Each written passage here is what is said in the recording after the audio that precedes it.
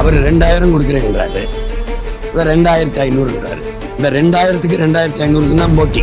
திமுகவை ஒழிக்கணும் எல்லாருக்கும் இருக்கு, ஏன் ஒழிக்கணும் அப்படின்னு சொல்லணும். அவர் டாஸ்மார்க்க முடலை, இவரும் முடலை.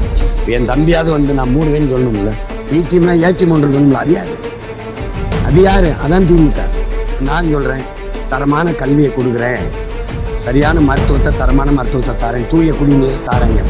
2000 கொடுக்குறீங்க, 8000 கொடுக்குறீங்க, டோக்கன் கொடுக்குறீங்க, எது வேணாலும் வாங்கிக்கலாங்கிறீங்க. குடிச்சு செத்தான் இல்லைங்க அப்போ நான் சித்தப்பேன், அவன் உயிரை கொடுத்துறீங்களா? எப்படி? 6 லட்சம் பேர் தாலி எடுத்துட்டு குடும்பத்துக்கு 2000 கொடுக்குறது எப்படி ஆட்சி? தெரியல. இப்போ தம்பிக்கு வந்து பாதுகாப்பு குறைபாடு, ஏன்னா களத்தில் நின்னவர் அவருக்கு தான் தெரியும் என்ன குறைபாடுன்னு. அதில் இப்போ தேர்தல் ஆணையம் என்ன காரணம் சொல்லுது, வழக்குக்கு என்ன காரணம் சொல்லுதுன்னு தெரியல. 5 பிரிவின்களை வழக்குனா அதுக்கு காரணம் சொல்லியிருக்கணும்ல. அது ஏதாவது இருக்கா? ஏன்னா நான் அதை கவனிக்கிறேன்.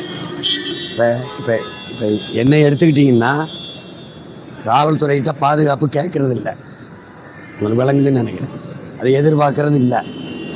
அதனால எனக்கு அந்த பிரச்சனை இல்லை. தம்பிக்கு என்ன பாதுகாப்பில் என்ன குறைபாடுன்னு அவர் தான் சொல்லணும். களத்தில் பாஜகவுடைய ஏ டீம், பி டீம், எந்த டீம் இருந்தாலும் திமுக தான் சாம்பியன் டீம். இல்லை, பாஜகவுக்கு ஏ டீமே வந்து மெயின் டீம் திமுக தான். சும்மா பேசுமே ஒழிய அது தேர்தல் வரும்போது இப்படி கிளப்பி விடும். இஸ்லாமிய கிறிஸ்தவர் வாக்கை தக்க வைக்கிறதுக்காக போகிற வரவனையெல்லாம் பி டீம்னு சொல்லும். 90 விழுக்காடு என் கட்சியில் இந்துக்கள் தான் சொன்னது யார்? பாஜக 100 விழுக்காடுனா நீங்கள் 90 விழுக்காடு. அப்போ ஏ டீம் யார் தம்பி? ஏ டீம் யார்? முதலாக பிஜேபி இந்த மண்ணில் ஆழமாக வேறுண்ட விட்ட கட்சி இது. ராஜா ஐயாவை சட்டசபைக்கு கூட்டிகிட்டு போனது யார்? அதெல்லாம் யார்? 5 ஆண்டு காலம் வாஜ்பாய் ஆட்சியை நிலையான ஆட்சியை கொடுக்க வச்சது யார்? திமுக. அப்புறம் தேவையில்லாமல் சும்மா வந்து வரேன் பி டீம்ங்கிறது. ஏன்னா எல்லாரும் பி டீம். பிஜேபின்னு ஏ டீம் வந்து பி டீம்னா ஏ டீம் ஒன்று இருக்கணும்ல. அது யார்? அதான் திமுக. தேர்தல் வாக்குறுதின்னு சொல்லாதீங்க, அது இலவச அறிவிப்பு. அதை போய் வாக்குறுதிங்கிறீங்க. வாக்குறுதிக்கு அப்போ என்ன பேர்? அப்போது இப்போ நான் சொல்கிறேன், தரமான கல்வியை கொடுக்குறேன், சரியான மருத்துவத்தை, தரமான மருத்துவத்தை தாரேன், தூய குடிநீரை தாரேங்கிறேன். அது 3 தான் அடிப்படை. அதை நான் தர்றேன். தடையற்ற மின்சாரம் தாரேன், நல்ல சாலை கொடுக்குறேன், தரமான போக்குவரத்து தாரேன், எரிக்க நான் வந்து சிலிண்டர் தாரேன், எரிகாற்று நானே உற்பத்தி செஞ்சு தாரேன், இலவசமாக இல்லை 3 இலவசமாக தாரேன், கட்டணம் இல்லாமல் தரேன், கல்வியை, மருத்துவத்தை, குடிநீரை, மற்றதையும் தரலை. எல்லாருக்கும் வேலை தாரேன், நிலமும் வளமும் சார்ந்த தொழிற்சாலைகளை தொடங்கி உங்கள் வாழ்விடத்திலே வேலை தாரேங்கிறது நான் கொடுக்குறது வாக்குறுதி.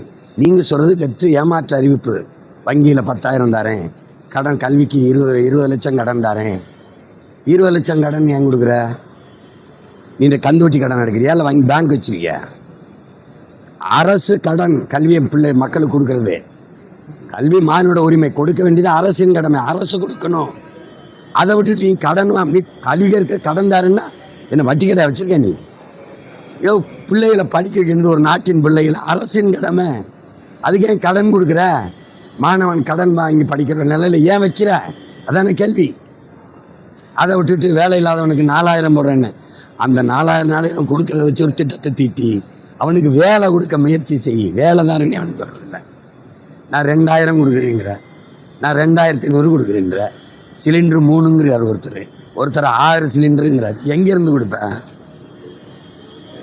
என்ன உங்களுக்கு என்ன ஆயிடுச்சு? எங்கேருந்து கொடுப்பீங்கன்னு சொல்லுங்கள் எல்லாரும். ஏன் என் மக்களை இப்படி ஏமாற்றி என் நாட்டை விற்று ஏலம் போட்டுக்கிட்டு இருக்கீங்க? வரேன் அதை தாரேன், இதை தாரேன், எங்கேருந்து கொடுப்பேன்? கொடுக்குறீங்கள, அதை எங்கேருந்து எடுப்பேன்? இலவசத்தில் இழக்கிறீங்க. 2000 கொடுக்குறீங்க, 8000 கொடுக்குறீங்க, டோக்கன் கொடுக்குறீங்க, எது வேணாலும் வாங்கிக்கலாங்கிறீங்க. அப்புறம் எதை வேணாலும் இந்த நாட்டை கொடுத்துறீங்களா?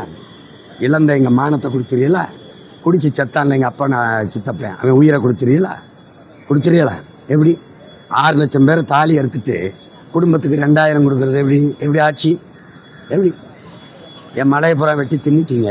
இந்த 8000 ரூபாய் டோக்கனுக்கு கேட்டால் கொடுத்துருவானா? மலை கொடுப்பானா? இது ஒரு கேவலம்.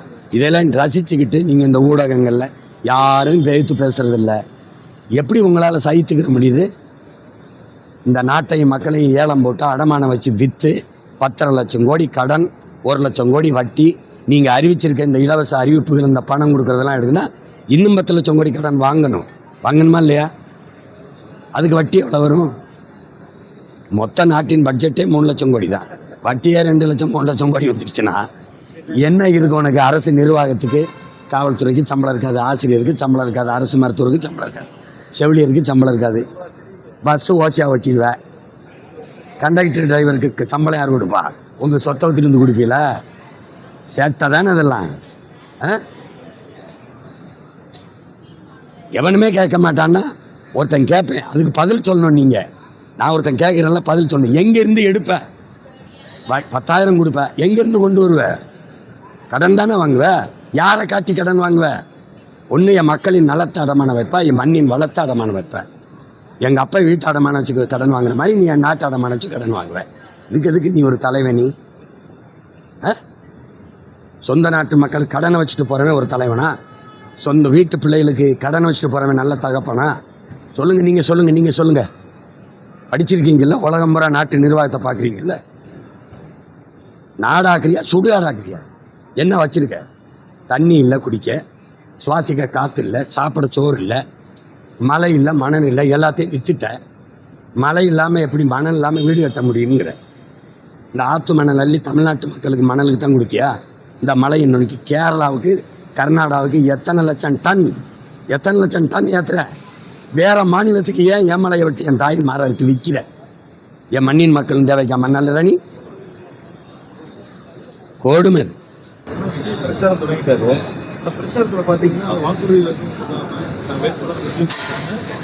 அதில் உங்களுக்கு எதுவும் சந்தேகம் இருக்கா? அவர் 2000 கொடுக்குறேன்றாரு, இவர் 2500ன்றாரு. இந்த 2000க்கு 2500க்கு தான் போட்டி. விளங்குது? அதை தான் திரும்ப சொல்லிட்டு இருக்காங்க. உங்களுக்கு புரியுதா? திமுகவை ஒழிக்கணும், எல்லாருக்கும் இருக்கு. ஏன் ஒழிக்கணும் அப்படின்னு சொல்லணும். விளங்குதா? பாஜக கொள்கை எதிரி. எந்த இடத்துல உன் கொள்கை எதிரி? உன் கொள்கை என்னன்னு சொல்லு, நாங்கள் கொள்கை எதிரியா இல்லையான்னு முடிவெடுக்கிறோம். கொள்கை எதிரின்னு சொல்கிறது கொள்கை இல்லை, இதனால இவன் என் கொள்கை எதிரின்னு சொல்லணும். விளங்குது?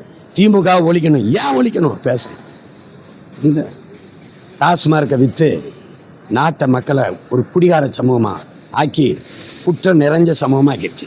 2 வயசு பிள்ளைய ஒருத்தன் வன்புணர்வு செய்து கொலை செய்கிறான்னா அவன் மனநிலை சராசரியாக இல்லை. மனநோயாளி மாதிரி குடிநோயாளியாக ஆக்கிட்டியே. அப்படி சொன்னால் கூட நீங்கள் வருத்தப்படுவீங்க. மது பிரியர்கள் ஆக்கிட்டியே. அவர் டாஸ்மார்க்கை முடலை, இவரும் முடலை. என் தம்பியாவது வந்து நான் மூடுவேன்னு சொல்லணும்ல. அப்புறம் என்ன நீ என்ன பேசுறீங்க? மதுவை திறந்து விட்டுட்டு சாராய கடை தருத்தரம் வச்சுட்டு போதை உள்ள அனுப்பிச்சிட்டு ஒரு நாட்டில் சட்டம் ஒழுங்கு, நேர்மை, நன்னறி, ஒழுக்கம், தர்மம் இதெல்லாம் பேசுகிறது பைத்தியக்காரத்தனம். பெண்களுக்கு பாதுகாப்பு, இதெல்லாம் கேவலம். இதெல்லாம் அது பேசி பயனில்லை. அதான் திரும்ப சொல்லிட்டு இருக்காரு. அவர் 2000 தரேன்றாரு குடும்ப தலைவிக்கு, இவர் 2500 தரேன்றார். அப்போ 2000க்கும் 2500க்கும் போட்டி. புரியுதா? சரியாக தானே இருக்குது. வேற முதலமைச்சருக்கு வந்து வேட்புமனுவில் 6 கோடிக்கு பெற்ற மதிப்பு தான் சொத்து இருக்குது, சொந்தமாக கார் இல்லை அப்படிங்கிறத என்னுடைய வேட்புமனுவில் தெரிவித்திருக்காரு.